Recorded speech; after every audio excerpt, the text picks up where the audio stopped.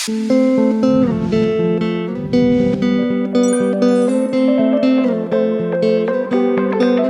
kembali lagi di Papua White Detergent.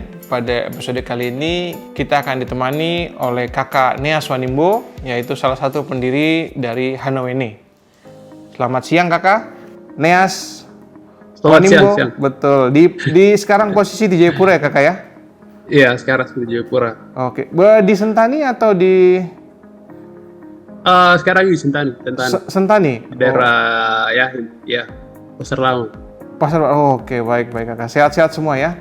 Amin, sehat selalu. Oke, kakak Neas, saya dengar ini dari program Hanowene ini itu sudah 5 tahun, betul kakak ya? Iya, betul. Sekarang sudah 5 tahun. Boleh dari 5 tahun sebenarnya sudah bisa. Iya. Boleh diceritakan kakak, Hanowene ini apa itu Hanowene ini kakak?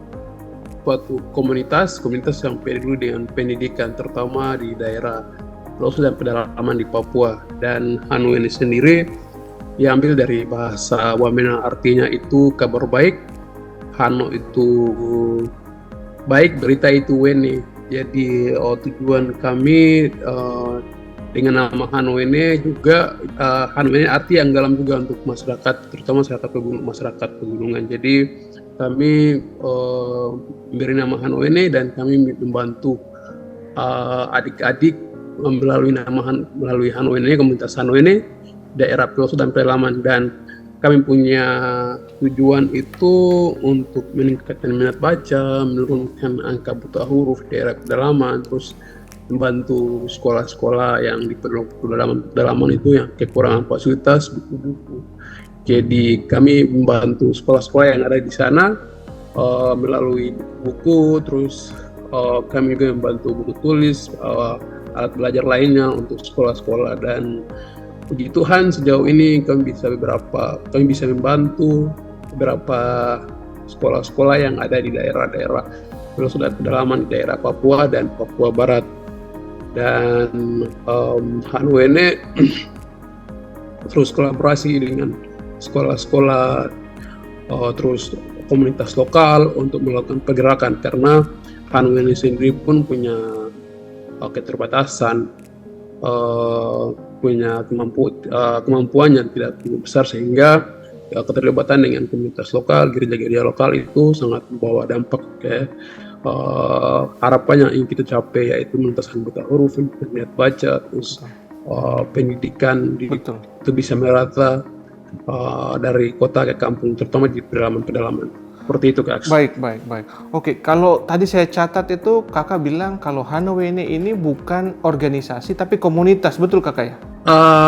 Hanowene ini awalnya komunitas, sekarang sudah jadi sebagai organisasi sah, sebagai yayasan, dan sudah disahkan oleh Kementerian Hukum dan HAM. Terus kami punya organisasi legal di Jayapura, dan bahkan kami punya kantor-kantor cabang pun di beberapa kota yang kami sudah bantu. Jadi kantor pusatnya ada di Jayapura. Karena ini menarik kakak bilang tadi awalnya dimulai dengan komunitas, lalu menjadi organisasi, sudah disahkan. Nah, awal mula berdirinya komunitas ini, atau karena kakak sendiri ini tergolong baru, kakak kelahiran 95 kak? Iya betul. Nah itu selama ini banyak sekali kita lihat orang Papua malang melintang di berbagai industri, tapi kesadaran akan literasi ini masih belum besar ya. Artinya yang baru tersorot hanya kakak punya organisasi ini yang sampai diberitakan di beberapa media, bahkan sudah ke luar negeri, betul kakak ya? Iya. Nah, iya. Boleh diceritakan? Kami pun juga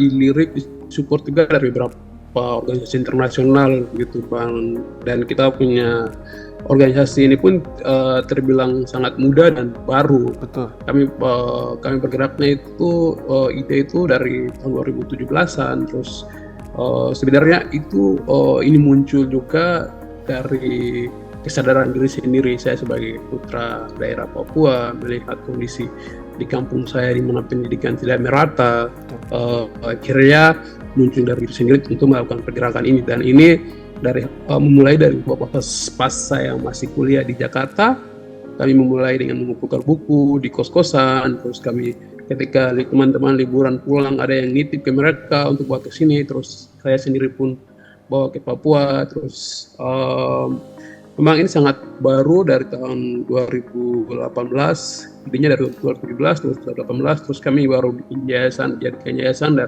di tahun 2021. Jadi dari 2018 kami bergerak sebagai komunitas, dan 2021 banyak teman-teman yang juga terlibat, terus juga banyak orang-orang yang punya kepedulian yang sama untuk mensupport pendidikan di Papua, sehingga kami pikir ini harus jadikan suatu badan yang sah, sehingga pensuporan terus itu jelas, terus kegiatan-kegiatan yang kami buat pun di bawah hukum dasar yang legal, sehingga tidak ada kecurigaan. Apalagi ini kita bikin kegiatan di Papua. Papua itu ada isu-isu politik yang sangat dimana mengganggu aktivitas yang dimana itu mencurigakan pasti akan ini, sehingga kami pikir ini harus misalkan di bawah dasar hukum yang jelas, sehingga kegiatan kami tidak dicurigai oleh siapapun, oleh pihak manapun, sehingga walaupun kami masih baru, kami masih anak-anak muda yang kerjakan, tapi dengan hukum dasar yang jelas kami melakukan, dan juga tujuan kami untuk membantu adik-adik kami di pedalaman itu bisa tersalurkan sesuai dengan dasar hukum yang tertera gitu. Betul. Tadi menarik kakak sebut sebagai kakak pernah tinggal di Jakarta berkuliah, betul ya kakak? Iya. Oke. Di mana kakak berkuliah di Jakarta? Saya kuliah di Tanjung Jabung University di daerah Ulu Jami, Jakarta Selatan. Jakarta Selatan. Lalu jurusannya? Iya. Saya belajar IT. Itu luar biasa sekali. Lalu belajar IT tapi punya keinginan untuk membantu literasi baca tulis di Papua, itu menarik itu kakak. Bagaimana bisa mulai muncul? Tadi kakak bilang karena kesadaran, lalu kakak kembali ke Papua, lalu membagi buku yang kakak dapat dari Jakarta, betul ya? Betul sekali ya, karena juga teman-teman Papua yang suka ke Jakarta itu sudah terasa aman di sana, terus kerja di sana, jadi terlalu balik gitu. Jadi waktu itu sempat juga saya setelah lulus itu pun saya sempat kerja juga di Jakarta, 1 tahun di Jakarta sana. Coba untuk komunitas ini tuh all out, sehingga saya keputusan untuk terus tinggal kerjaan, terus keluar, terus saya ke sini. Jadi awalnya tadi itu yang saya bilang itu dari kesadaran dari pribadi, di mana saya pun dulu sekolah di Sapu Kampung itu di Tangma di Kabupaten Yahukimo. Di sana itu waktu saya sekolah sekitar tahun 2000-an, dari 2007 2008 situ, sekitaran gitu. Waktu itu tuh memang kami tidak punya fasilitas untuk belajar. Kami punya satu guru mengajarkan 6 kelas maksudnya. Terus satu guru, jadi dia mengajar itu. Terus kami pun tidak punya fasilitas untuk buku untuk belajar tulis, walaupun kayak begitu. Jadi yang penting kami itu ya dengan bisa belajar, bisa tahu ABC, itu sudah kuat sekali di usia yang masih muda ini. Saya pikir ya kita di usia masih muda kan pasti setiap orang punya ini yang berbeda-beda. Ada yang mau berkarir, ada yang mau membahagiakan orang tua, ada yang ya mau jalan-jalan. Jadi setiap orang kan berbeda-beda. Dan saya lebih memilih untuk ya sudah ini usia yang muda ini melakukan sesuatu yang ya kok tidak dibayar, tapi kok yang harus bayar untuk orang-orangmu, apa yang kamu lakukan, sehingga ya buat sesuatu. Dan ini pun bukan usaha kan, ini kan dilakukan non profit. Jadi sesuatu yang kamu lakukan tanpa dibayar, sesuatu yang kamu lakukan ya jatuhnya itu kayak relawan, sukarela gitu. Jadi usia yang masih muda ya udah jadi bersyukur dari kesadaran diri, dan banyak teman-teman terinspirasi dan mulai bergabung, dan ini terus bertumbuh, dan mulai sekarang sudah jadi suatu yayasan dan suatu organisasi yang besar, dan kami pun masih terus bertumbuh seperti itu, dan kami akan terus fokus membantu adik-adik daerah pedalaman dan pelosok di Papua. Betul. PR utama di Papua memang masalah literasi, dari baca tulis itu masih nomor 1 karena kita posisi terbawah di Indonesia. Dan lagi ini menarik Kakak. Kenapa? Karena orang Papua yang pergi ke Jakarta kebanyakan itu tidak tahan dengan godaan Jakarta. Dalam hal ini tidak ya kenyamanan, ya kayak kondisi ekonomi lebih baik, lalu lingkungan yang begitu menyediakan segalanya ya. Pilihan banyak di Jakarta itu bikin kita jadi sulit sekali untuk kembali lagi ke grassroots tadi, ke dasar kita, apa ini kita gitu ya. Tapi Kakak berhasil menemukan jalan, dan yang tadi komunitas itu awal berdiri Kakak dengan sendiri atau diinisiasi oleh beberapa orang? Waktu itu ada tiga orang yang kami sama-sama waktu itu, karena saya sering ceritakan tentang kondisi kampung, kalau ini kampung ini pendidikan tidak merata begini, sehingga tiga teman, ada Kak Yanti, Kakak Iqbal, terus ada mereka inilah merasa terbeban juga. Akhirnya kita bikin komunitas gitu. Terus setelah itu bergabung lagi Anton, terus jadi 4 orang yang kami menginisiasi, terus itu kita mulai berjalan, dan sekarang banyak teman-teman yang bergabung dan sudah aktif. Teman-teman yang sudah aktif itu ada sekitar 15-an yang sudah terlibat. Terus banyak teman-teman juga yang ada banyak di daerah-daerah, terus itu yang sebagai sukarelawan. Kebanyakan teman-teman semua sukarelawan semua yang bergerakan di komunitas. Saya sempat baca saya sempat baca di biografi milik dari Hanowene ini, beberapa teman-teman ini juga yang mendapat beasiswa ke luar negeri, betul Kakak ya? Sehingga bisa memperkenalkan Hanowene ini di kampus mereka. Kalau nggak salah di Belgia, betul Kakak? Belgia dan Italia, betul? Iya betul. Di Belgia, Italia, terus juga waktu itu sampai ke ada yang kalau saya yang ke Amerika. Betul. Terus kita punya ini juga dinobatkan sebagai masuk di salah satu programnya SDGs juga. Oh, betul. Ya. Itu pendidikan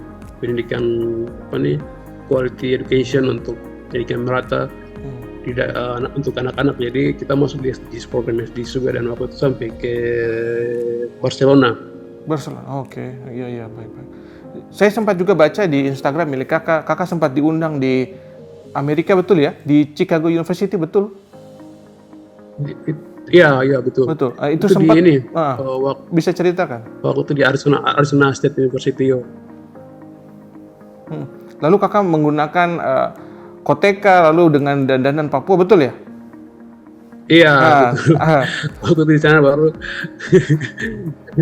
karena ya merasa bangga saja begitu. Merasa bangga bisa karena kalau orang melihat kayak pekerjaan seperti ini tuh sebelah mata gitu sejauh ini. Pekerjaan ya dengan sukarela, dengan mengerjakan kayak begini dengan sebelah mata ya, tapi ada sisi negatif positifnya juga. Jadi itu hal-hal yang dimana positif yang kami temui ketika mengerjakan kegiatan ini dengan tulus, dengan keyakinan bahwa dengan tulus. Jadi akhirnya Tuhan buka banyak jalan untuk mendatangkan berkat bagi teman-teman di komunitas di Hanowene. Jadi banyak teman-teman yang juga ada beberapa teman-teman yang juga mereka support, mereka sekarang sudah dapat di perusahaan yang posisinya bagus, sudah kerja di sana. Betul. Teman-teman yang masih bertahan kayak gitu. Jadi apa yang mereka sudah melakukan untuk adik-adik di pedalaman, mereka juga dapat timbal balik juga seperti itu. Iya. Lalu Kakak tadi sempat sebutkan kalau Hanowene ini adalah komunitas, kemudian menjadi sebuah organisasi dan sudah disahkan. Lalu kita juga beroperasi di seluruh kita coba Hanowene mencoba untuk beroperasi di seluruh kampung-kampung di Papua di mana kondisi infrastruktur masih berat. Dan dan buku-buku yang diberikan itu pun tidak gratis, betul Kakak ya. Artinya harus ada sumbangsih dari banyak sekali investor, dalam hal ini investor buku maupun uang maupun berbagai macam itu. Nah, bagaimana Hanowene bisa memenuhi kebutuhan operasional yang begitu besar ini Kakak untuk beroperasi di Papua? Di lain sisi Hanowene juga merupakan sebuah organisasi non-profit ya, artinya bukan profit oriented. Nah, itu bagaimana Kakak bisa mengatasi masalah-masalah operasional ini? Sehingga itu pun kayak membuat anak-anak Papua tidak bisa berpikir out of the box Betul. gitu. Jadi PNS gampang, bisa terlalu ini. Jadi kerjanya kayak gitu, sehingga itu kita berpengetahuan tinggi, terus HP itu bisa manfaatkan untuk transaksi uang, bisa manfaatkan untuk hal-hal yang positif. Sekarang apalagi sekarangnya orang bisa YouTube, orang bisa TikTok. Di daerah Papua di mana 30% guru ya itu belum literasi digitalnya kurang gitu ya. Artinya belum paham mengenai